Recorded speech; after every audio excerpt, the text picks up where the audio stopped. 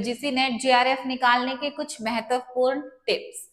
देखो, UGC net की तैयारी बहुत बच्चे करते हैं और कंटेंट भी बहुत जगह पर मिल जाता है, पर कुछ बहुत महत्वपूर्ण बातें हैं, इंपॉर्टेंट टिप्स हैं जो हमें समझने होंगे। जैसे कि सबसे पहला, focus on both the papers. भाई कुछ बच्चे क्या करते हैं, पेपर 1 पढ़ रहे हैं पेपर 1 पढ़ रहे हैं, पेपर 2 स्किप हो गया। कुछ बच्चे सिर्फ पेपर 2 पे फोकस करते हैं। अब नॉर्मल सी बात है, पेपर 2 इंटरेस्टिंग लगता है बिकॉज वो आपने अपने पोस्ट ग्रेजुएशन में पढ़ा है, और पेपर 1 हम बिल्कुल छोड़ देते हैं। पर समझने की बात क्या है, कोई भी सिंगल पेपर, जेआरएफ तो दूर, नेट भी क्लियर नहीं करा सकता।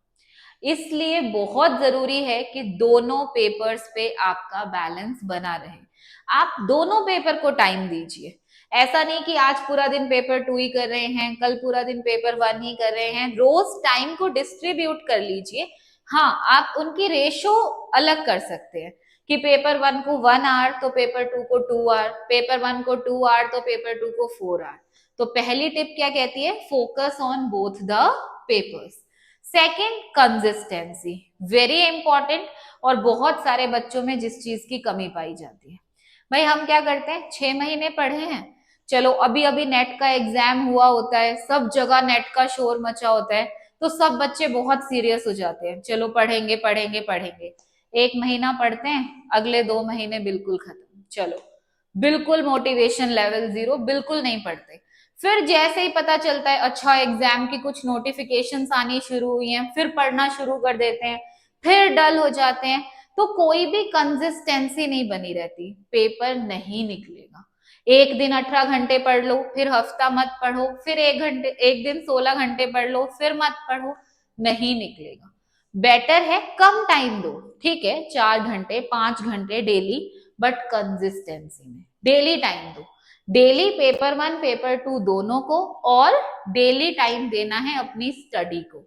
मोटिवेशन लेवल रोज बना के रखना है कि इस बार अगर 6 महीने बाद एग्जाम है तो भाई 6 महीने रोज तैयारी करनी है। अब जून का एग्जाम है तो आपके पास अप्रैल में 2 महीने हैं, तो एटलीस्ट 2 महीने तो रोज पढ़ना है, रोज पेपर 1 और पेपर 2 दोनों पढ़ना है। थर्ड, अब आप कंटेंट उठाओ, सिर्फ क्रोम पे जाके डालो UGC net paper 1 teaching aptitude research, या पेपर 2 से रिलेटेड कोई भी टॉपिक, आपको इतना कंटेंट मिलेगा, अनलिमिटेड कंटेंट है। बट प्रॉब्लम क्या है, हमारे पास पढ़ने के लिए तो बहुत कुछ है, पर हमें पता ही नहीं है कि किस यूनिट को कैसे पढ़ना है। अब आप एक बात सोचो, क्या टीचिंग एप्टीट्यूड को जैसे पढ़ना है वैसे ही हम आईसीटी पढ़ सकते हैं? जैसे हम हायर एजुकेशन पढ़ रहे हैं, क्या वैसे ही रिसर्च पढ़ सकते हैं? बिल्कुल नहीं।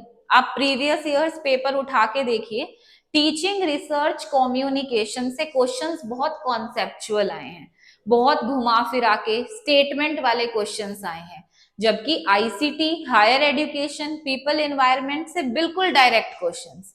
ऐसे ही आप पेपर 2 ले लीजिए, अपना कोई भी आपका जो सब्जेक्ट है, देखिए क्या हर यूनिट को एक ही सेम अप्रोच से पढ़ा जा सकता है? बिल्कुल नहीं। तो व्हाट टू स्टडी तो इंपॉर्टेंट है, पर उसके साथ क्या भी इंपॉर्टेंट है कि उन यूनिट्स को किस अप्रोच से पढ़ना है।